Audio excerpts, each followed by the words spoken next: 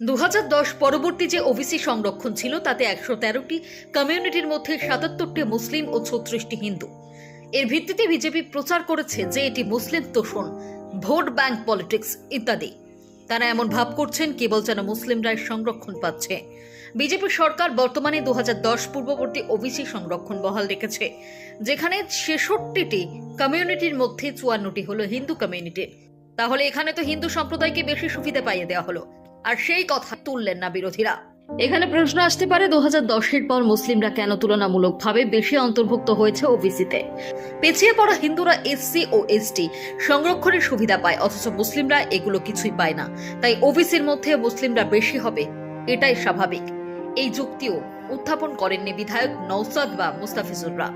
কলকাতা হাইকোর্টের রায়ে 2010 পরবর্তী ওবিসি বাতিল হওয়ার পর টিএমসি সরকার নতুন সার্ভে করে 2025 সাল 140টি কমিউনিটিকে অন্তর্ভুক্ত করে, যার মধ্যে 63টি হিন্দু সম্প্রদায়ভুক্ত, অর্থাৎ প্রায় অর্ধেক। তাহলে কি করে কেবল মুসলিম তোষণের অভিযোগ সত্যি হয়? অথচ এই তথ্য পরিসংখ্যানগুলো বিধানসভায় না দিয়েছে আইএসএফ, না দিয়েছে সিপিআইএম। তারা কেবল কুসুম কুসুম বিরোধিতা করেই দায় সাজছে।